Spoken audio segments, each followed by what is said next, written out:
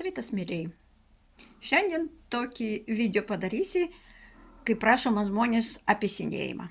Ai, pas mane jau senas organizmas, jau viskas. O kodėl senas?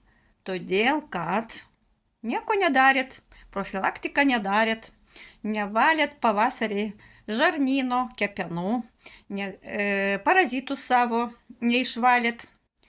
Būtina pavasarį reikia daryti remontą viduj.